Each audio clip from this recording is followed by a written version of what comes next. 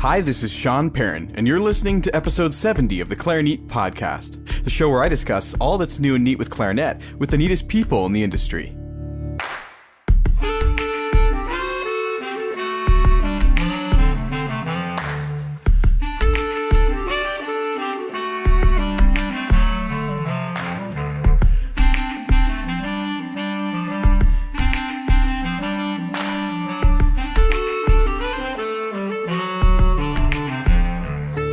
In today's episode of the podcast, I'm joined by Jenny Maclay, who runs the popular online clarinet blog called jennyclarinet.com. Here she posts fun, educational materials for the clarinet community worldwide, and in October, she launched a program called the Baermann Bootcamp. It sort of went viral in the clarinet community, and I thought it'd be really awesome to feature it in a podcast episode. Plus, I'd been meaning to talk to her for quite a while, actually, about her website. We've met at the past couple clarinet fests, and she's just a fantastic person doing a great service to the clarinet community. Even though October is technically over, and I do want to apologize, I really did hope to get this episode out about 2 weeks ago, but Jenny does explain how you can start your own bootcamp at any time of the year and actually have it go for as long as you want. The main purpose here is just to get through the entire Behrman book and become a more fluent clarinet player. We also discuss her website, and this episode marks the return of the lightning round, which went exclusive for a while for Patreon backers, but for various reasons which I discussed last episode, I've decided to bring it back. If you're interested why, I kind of gave an extended, about 10-minute version of that in the last episode, the 100,000 download celebration. And I do want to also just say quickly that we are almost there. We're over 99,000 downloads. And next time I talk to you on the podcast, I guarantee you, well, hopefully, that we'll be over that threshold. Super exciting milestone, and I really do look forward to the next 100,000 downloads of the Clarinet podcast. So for today, I'm going to leave it there. I have a couple more announcements. Maybe I'll leave them at the end. I'm also in a bit of a hurry because this weekend I'm going to something called the Vic Lewis Music Festival held in Canmore, Alberta, and I'll be working with over 175 students in less than 36 hours. So it's a bit of a marathon, but I'm excited to say that all those kids are going to get a little Clarinet sticker and some information about the podcast. Hopefully they're excited about it. I know they'll be having a great time, and it's a really fun conference. So anyways, this is Jenny Maclay from jennyclarinet.com after a short message from our sponsor, D'Addario Woodwinds. Thank you so much for listening. Sanding, shaping, balancing. For centuries, mastering your instrument meant mastering these crafts too. But now, D'Addario is refining craftsmanship for the 21st century by refining their reeds and mouthpieces with the world's most innovative techniques, so you can spend less time sanding, shaping, and balancing, and more time perfecting your own craft. To learn more about the new era of craftsmanship from D'Addario Woodwinds, visit d'addario.com/woodwinds. So I'm here today with Jenny Maclay from www.jennyclarinet.com, a popular clarinet blog. How are you today, Jenny? I'm great. How are you, Sean? Oh, I'm doing pretty well. Just for a little bit of behind-the-scenes sort of glimpse there for the listeners, this is actually the latest I've ever recorded a podcast episode. It's midnight here in Calgary, and Jenny is over in France where it's 8 a.m., so we're staying up late. She's up early just for you guys. So, you're such a successful clarinet blogger, and there's only a handful out there. What got you into blogging in the first place? Well, I've always liked writing. In fact, before I even played clarinet, when we had school assignments and the teachers asked, what do you want to be when you grow up? Before I even knew what a clarinet was, I always said I wanted to be a writer. So I've always liked to read. I've always liked to write. And I finally found the best way to combine writing with clarinet once I started playing clarinet. And I found that I was repeating myself a lot with my students. I had a studio of about 15 to 20 clarinetists, and I would say the same thing over and over. And instead of just writing it down for each student every single lesson, I decided to share it with the world on a blog. So it really is, it's read all over the world, and your website looks fantastic. Did you do that design yourself?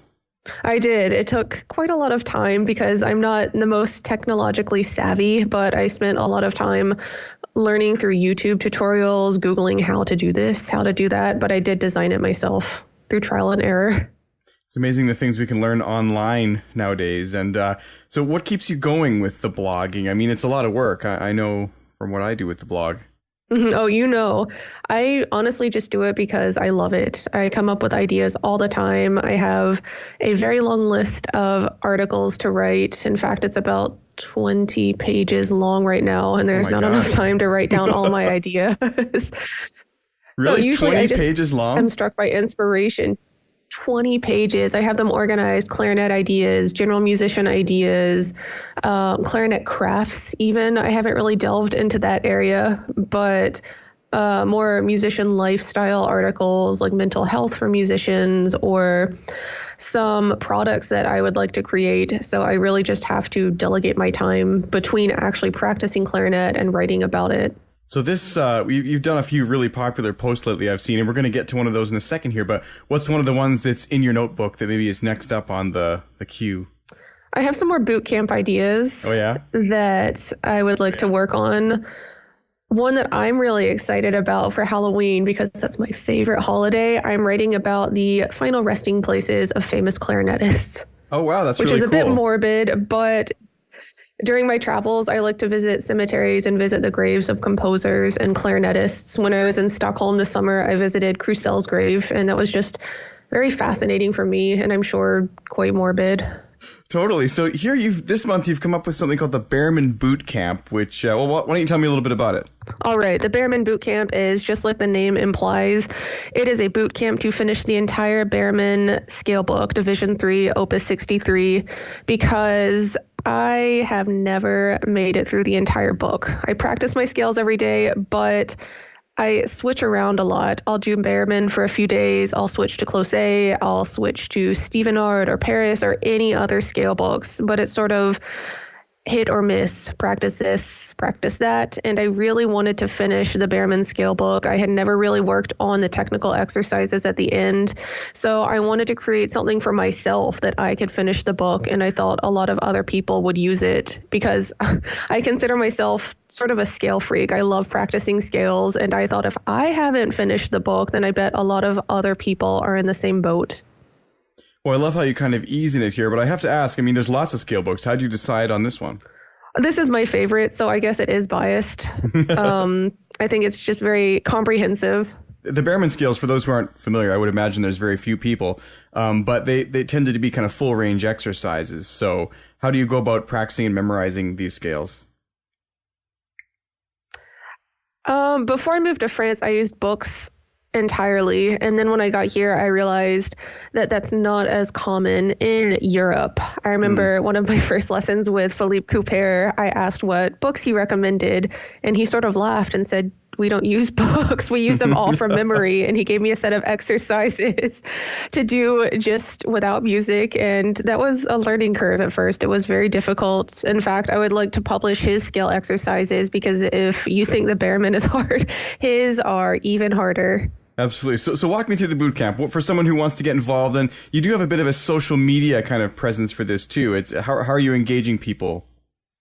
I posted it on my Facebook page, Jenny Clarinet. I shared it to some Facebook clarinet groups, and then word of mouth. I think people have been sharing with their friends who share with their friends. So it's sort of like the social media domino effect.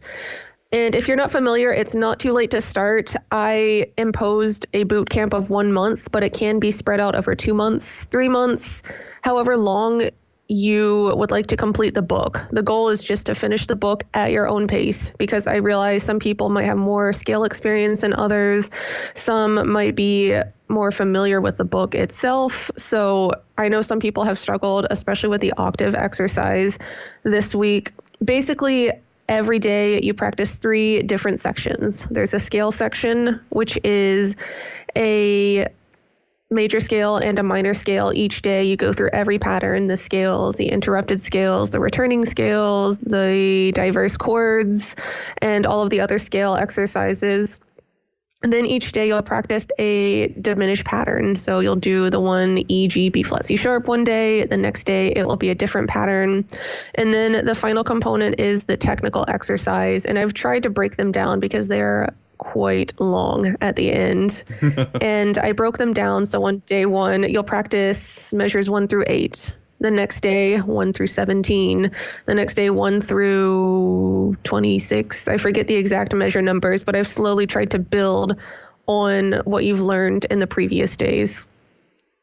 Well, I think that there is some, of course, benefit to doing it as a group, kind of like you're doing on your website. But you're right. I mean, anyone who's just getting started, for example, this episode will probably come out I hope by the second week of October, but many of you will be halfway through the boot camp by then, but there's no reason you can't start it on the 1st of November or any other month and just work through it at your own pace, like you're saying there. So how are you doing with your own boot camp so far? I'm great. I am all caught up after our interview. I'm going to do day 4 of the boot camp and start off day 4 on the right foot. Well, it's funny because I think there's a video, I think it's Robert Spring, and I remember, or some other teacher, I'm not sure, but there was a video on YouTube where this teacher recorded all his major and minor scales in something like 2 minutes just to prove to his students that you could go through it quickly. Because they always said they never had time to practice or something. But, so how much time are you hoping that people, or even yourself, invest in the boot camp every single day? It ultimately depends on how fast you're playing the scales. I've been spending about 30 minutes a day, and that's going back and really finessing anything I'm not happy with, like the octaves yesterday. The octaves were really tough. I don't know if you saw them, like 3-octave leaps on the section for yesterday. I don't like diminished scales, so I have to practice those a little bit more. So it just really depends on whatever is giving you problems. Right now, it's not too difficult. We've been doing C major, G major, F major, but I know next week it will get harder when we have G flat major, D flat major, B major. How are you going to provide like emotional support for people once you get up to like October 9th with all those flats? That's a good question. I think I'll need some myself, but we've been trying to keep a very good Facebook community open. I know people are writing in the event I created, just fingering questions, support for each other. And I think it's more of the community that helps. I was actually inspired by, I don't know if you're familiar with the National Novel Writing Month in November. In theory, you can complete an entire novel if you break it down into manageable chunks every day. And that's sort of what I modeled this after. And the community behind that really inspires people to keep motivated. Well, for those who are interested, I definitely want to suggest you head on over to jennyclarinet.com, and you can actually download this Baermann Bootcamp calendar. So I'll put a link to that in the show notes as well. I was going to show you something, and for those who don't have, we're on video right now, but I actually years ago sorted my Baermann book by colors. I don't know if you can see the edge of the spine of my book there, but I tried to do something similar one summer. Can you see that? Yeah, so I sorted them by colors, and every day I would like roll a dice and try to do a color, but it was a lot of work, and I definitely, like you, gave up that summer, and I didn't get through the whole thing. Yeah, it's hard to go through, and to be quite honest, there are some days I lie to myself. Of course, I'll practice the Behrman when it's C major, F major. Yeah, let's get to E flat major, and then when I see more sharps and flats, I think, I'll practice that tomorrow, and then tomorrow I'll switch to another book. So I think it's such a wonderful thing you're doing here with that whole idea. What a great concept. And so what else have you got planned for the future of your blog going forward? Lots of articles, maybe more interactive articles like this. Some more scholarly articles. I think I would really like to combine clarinet with traveling. I am trying to visit 30 countries by the time I turn 30. I've been to 23 already, and each country I'm really fascinated by the classical music culture. And then I always wonder what clarinetists came from this country, what pieces for clarinet were written in this country. So maybe that's something I could start sharing more on my blog. So are you going to be going to Clarinet Fest 2017 then? I'm not sure. I submitted a proposal to perform, so we'll keep our fingers crossed, and I'll keep you updated. Yeah, good luck with that then, because it's going to be in Belgium, and I just know for you already over there in Europe, that's going to be a rather easy trip, whereas for the rest of us, it's a little far, it seems. It's a little bit further. It should be good. I love Belgium. It's great. So you mentioned that you started the blog to assist your students. Can you tell me more about your studio and even some of the performing and things that you do? Sure. I was in Florida before I came to Paris. I had a private studio of about 15 to 20 students. When I moved to Paris to study with Philippe Couper, I kept a few of those on Skype. I had to let a lot of them go just because of the time difference, because they weren't necessarily as serious as some of the others. So I kept a few on Skype, and now that I have more time, I'm expanding my Skype studio. I've had a lot of interest in that, but it's worked out really well because I've known a lot of my students personally before Skype, but even the newer ones that I've never met in person, I think it's a great medium to teach musicians from around the world. I think it's incredible. So I do have a private Skype studio. As for performing, I am a freelance clarinetist in Paris, and that's been incredible. I have a lot of solo opportunities here at the United States Foundation where I'm lucky to live. I received a grant from them to come to Paris in the first place. If you're interested in studying, it's called the Harriet Hale Woolley Award, but that allowed me to move to Paris. And they have a beautiful recital hall in the lobby. So I have a lot of performance opportunities there. I'm performing the Weber Grand Duo Concertante next week. After that, I'm scheduling the quartet for the End of Time, which I am very excited about. That's one of my favorite pieces for sure. Let's dive a little more into the Skype lessons. I'm really interested in how that works. I've talked about that with a few other guests on the podcast before. How do you approach it? And what challenges do you find when compared to normal one-on-one in-person teaching?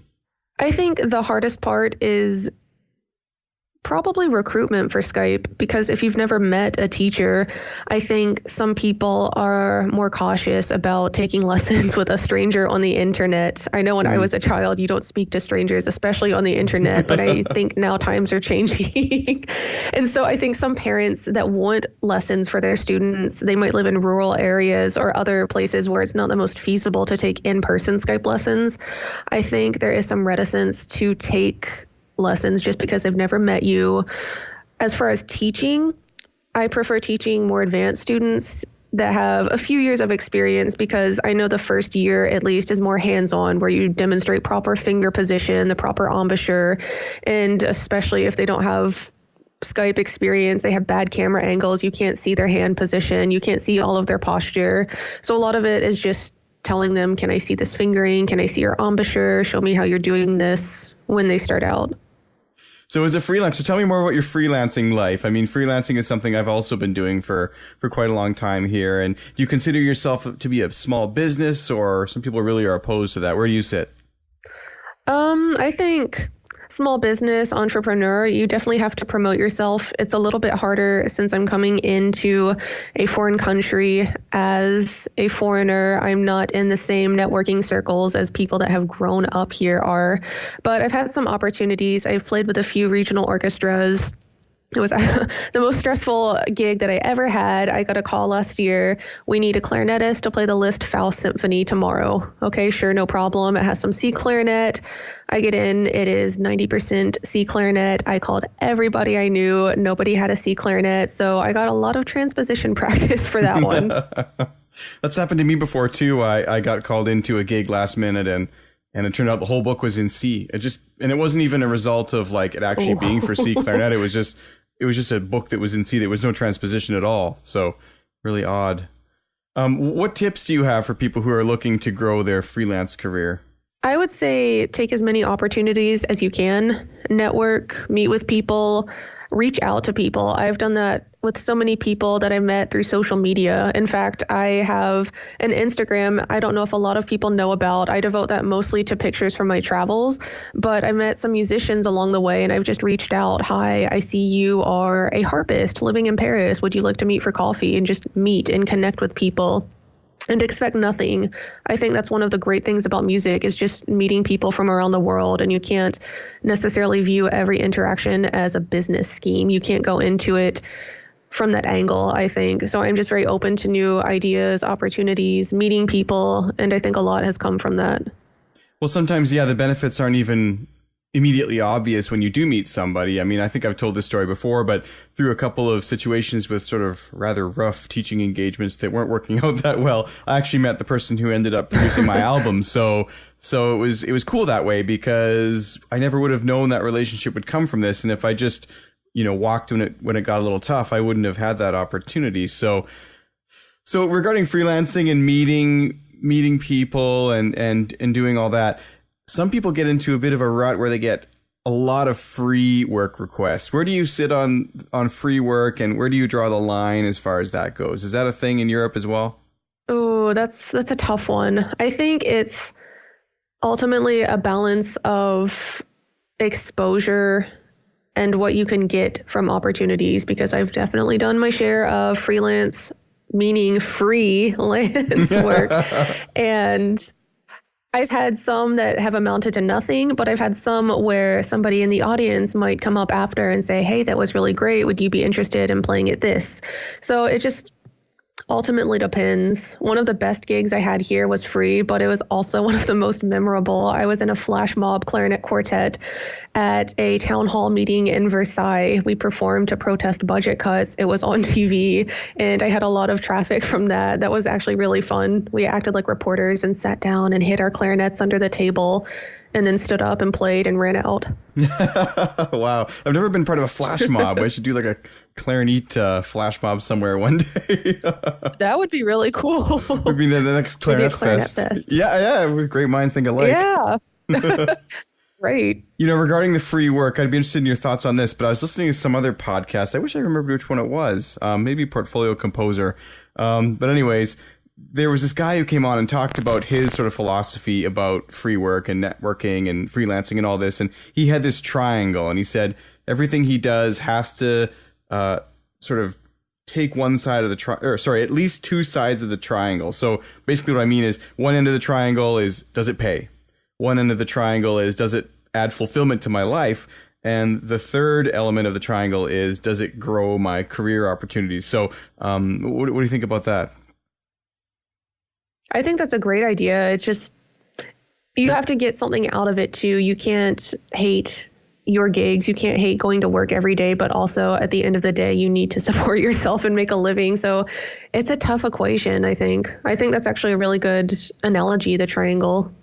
Yeah, I've used it in a lot of my decision making, actually. I look at something and maybe it's not the world's best music, but it does pay. And in that case, yeah, it's two things, right? It's paying the bills and it's furthering my career. Mm-hmm. I don't think we could be elitist about a lot of the gigs we take. Well, do I want dinner tonight, or do I mind playing this terrible piece of music? So have you had the chance to premiere any new works over there in Europe? Most recently, I did Eternal Morning by Zach Neese, who is a Florida composer. It's a great piece for clarinet, piano, and electronic birdsong, which was really interesting. Did you get a recording of it? And that's on YouTube, actually, if you want to hear that. I've done some European premieres. I did the European premiere of, let me think, several pieces. There is a Gregory Wanamaker piece for clarinet and saxophone that I did the European premiere of. That's also on YouTube, I believe. If not, I'll have to post it. So before we go, I've got 6 questions that I actually ask every guest. All of these questions are to be answered in under a minute, and I have to actually reach up on my board here and grab them. Oh, I thought you were going to say, I have to grab the timer. This is very strict. No timer here. I just have them up on my bulletin board here, and I used to type them out every single time, and I realized that was a little bit silly, so I just printed it off and use the same one all the time now. You know, I have a feeling I know the answer to this first question, but it is, if I were to walk over to your music stand right now, what would I find sitting on it? The Baermann and the Vademecum. I'm looking at it right now, and there is a notebook that I write down altissimo fingerings and the Martino set for clarinet.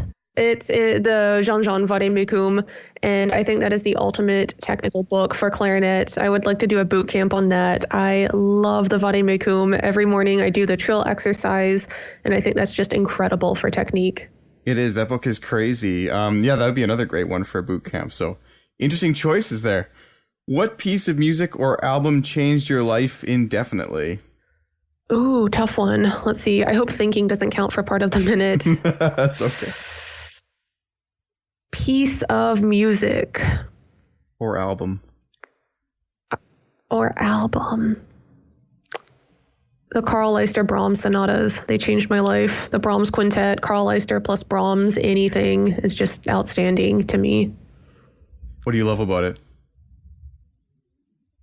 I just think they're so musical and so expressive, and I'm so fortunate to have met Carl Leister. I studied with him in Berlin last year, and it was just one of the most life-changing experiences I've ever had. Oh, wow. Before we even started the lesson, he took me on his back balcony, and he just gestured to his beautiful garden, and he said, nature is the ultimate composer. And it was just so profound and so simple. He has such a profound way of looking at life and music. That's fascinating. Any other stories about working with him that day? I I have a funny one that's not related to music at all, but between breaks during the lessons, during lesson breaks, he would take me to his kitchen. He would give me water, coffee, and he said, "You have to try this. This is a great, great delicacy. I really enjoy this. It keeps me healthy." So I was intrigued, of course, anything that Carl Leister likes, and it was sauerkraut juice. Oh, interesting. And I don't like sauerkraut. And he said, no, you must try this. And so I drank this glass of sauerkraut juice, and I didn't like that at all. It didn't improve my Brahms. And I always think that's funny. So that must be the secret to his wonderful playing. So what is sauerkraut juice? Is it like the leftover? Like, when you make sauerkraut and there's like that vinegary stuff in the bottom? Is that what it is? I think it's a mixture of that and just liquefied sauerkraut. Oh, wow. It's like a smoothie, a sauerkraut smoothie. Yeah, it's too early to think about that. It's too late to think about that. Right. There's never a good time to think about that. Exactly. Absolutely not. If you could play any musical instrument other than the clarinet, which would it be and why? Violin. I have always loved the violin. I love listening to Jascha Heifetz. I love all of the violin repertoire, the Tchaikovsky concerto, Sibelius, Mendelssohn. I love it. Interesting. I think you're the first person to answer violin. Most people say cello. Really? Yeah, I don't know why. Maybe it's because of it's too heavy to carry around. Yeah, very practical. If you could go back in time to meet any person or musician especially, who would it be and why? I think anyone that's known me for a while will know my answer to this. Definitely Leonard Bernstein. Oh, really? And I just think he was the ultimate Renaissance man. He did a little bit of everything: composing, conducting, performing, academia. And I just think he was a brilliant man and musician and artist. And so while we're back in time, and I know that actually you just said you're planning your 30 countries before you're 30, so I'm actually not sure how old you are. This is maybe not the best question, but what advice would you give to your 21-year-old self? I started clarinet at age 10. I'm currently 27, so I've been playing for 17 years, over half my life, which is just crazy to me. But for my 21-year-old self, there would be a lot of advice that I would give. Maybe practice your scales, of course. Have a more diligent scale practicing routine. Be open to learning different styles of music. At that point, I was very much in the traditional Mozart, Weber, Brahms route, and I was more averse to learning modern pieces, Carter, Stockhausen, things like that.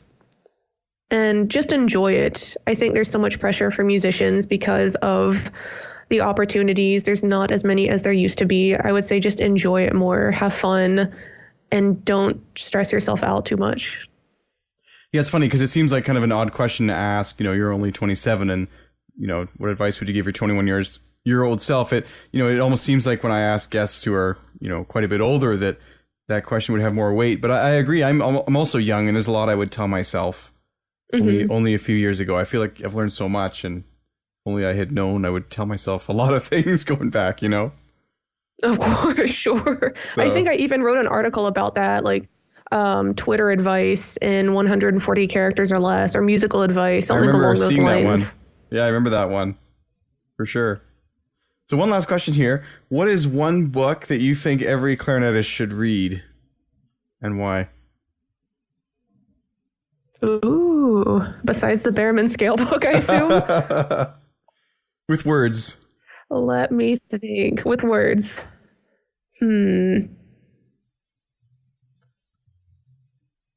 That's a really good question. I would say anything that Pamela Weston wrote. I think she's the ultimate clarinet scholar. I just finished rereading Clarinet Virtuosi of the Past, and that's just fascinating. The amount of work and effort and detail that she put into everything she wrote is just mind-blowing. So I think everyone should have that on their shelves. Andrew Morrow mentioned that in one of our debate episodes, actually, and I think it's out of print, though, isn't it? It is. You can find it on Amazon, but it's very expensive. So hit up some yard sales. Find those clarinetists having their yard sales and parting with their most precious book.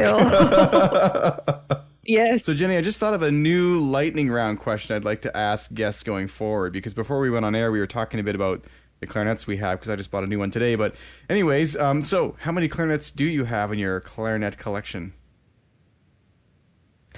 So I have a lot more clarinets than some people, but the disclaimer is a lot of those I purchased at yard sales or Salvation Army. They are cheap plastic lamp material clarinets. In total, around 15 clarinets, but professional or intermediate models, I think I have 6 or 7.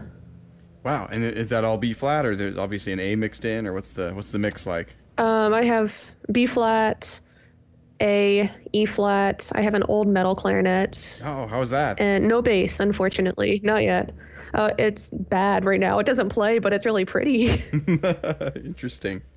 Yeah, I think that's going to be a fun question going forward, because I remember even Charles Niedek the other day was telling me about, he has a rather large collection of different instruments, and it never dawned on me to ask exactly how many, but I bet I would get some surprising answers from people.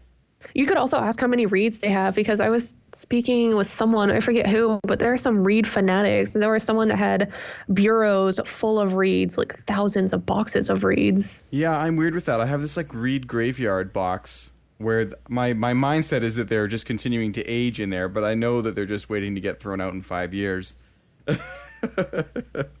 No, I actually have every single reed I've ever played on. No way. I have a giant glass apothecary jar, and I keep them in there because I was like you for a while. Maybe they're aging like a fine wine, and I've tried some old reeds, and there's nothing too spectacular in there, but it's more visual. And I have a student that has an actual reed graveyard that made a graveyard, and she sticks the reeds like graves in it. It's styrofoam or something, but I thought that was so funny.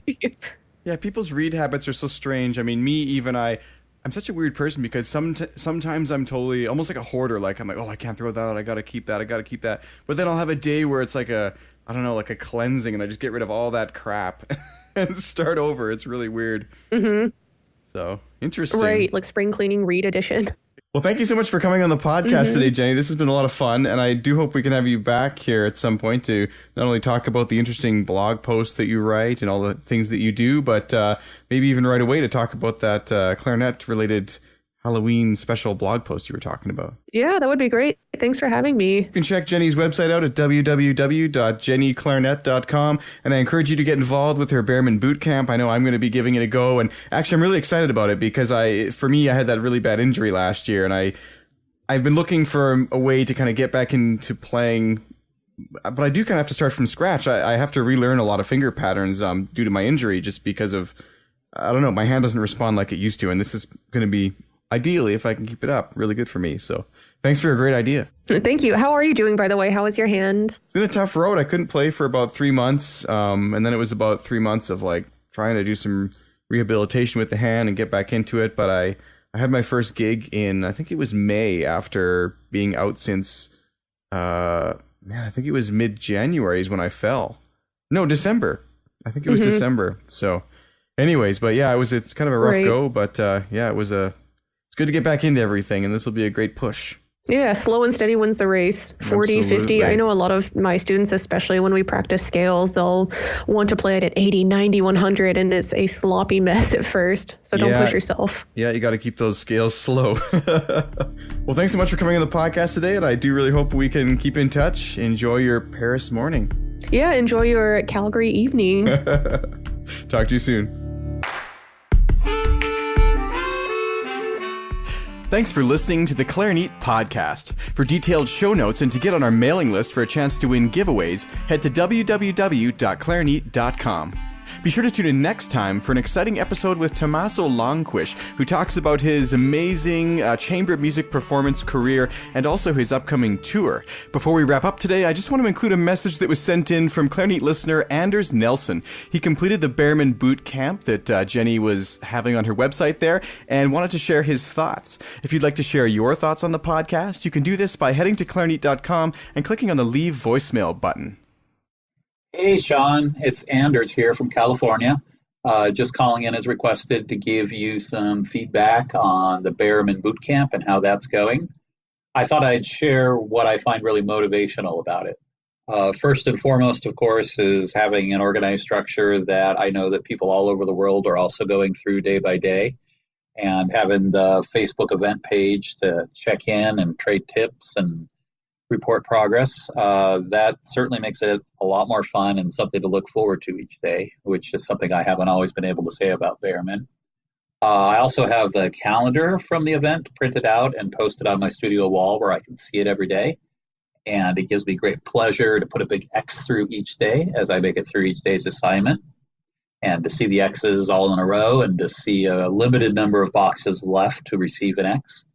And I'm also just really enjoying how much easier some of it is this time as opposed to the last time I spent a lot of time with Behrman.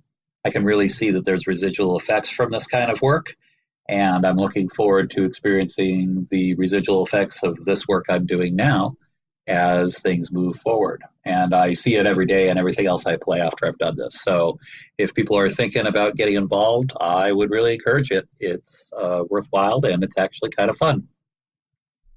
Thanks so much for sending that in, Anders. I really appreciate the effort that everyone did for this. I wish I could say I had the time to do it this month, but I was just absolutely slammed. But as I did mention to Jenny in the conversation, I think it would be really beneficial as part of my hand rehabilitation since my accident last year. Anyways, that's it for today's episode of the podcast. If you are enjoying the show and you feel you get value from it, I would absolutely be so thankful if you would consider supporting it. If you want to treat it even like an extra cup of coffee once a week or once a month or an extra read, something like that, it would be so helpful, and it will let me take the show to the next level and make sure that I can continue it for as long as possible into the future. The show is really made viable, first of all, by our advertisers and also by those of you who do choose to support it. So thank you so much, and whether or not you do support the show, thank you so much for listening. Today's episode was brought to you by our sponsor, D'Addario Woodwinds. Sanding, shaping, balancing. For centuries, mastering your instrument meant mastering these crafts too. But now, D'Addario is refining craftsmanship for the 21st century by refining their reeds and mouthpieces with the world's most innovative techniques, so you can spend less time sanding, shaping, and balancing, and more time perfecting your own craft.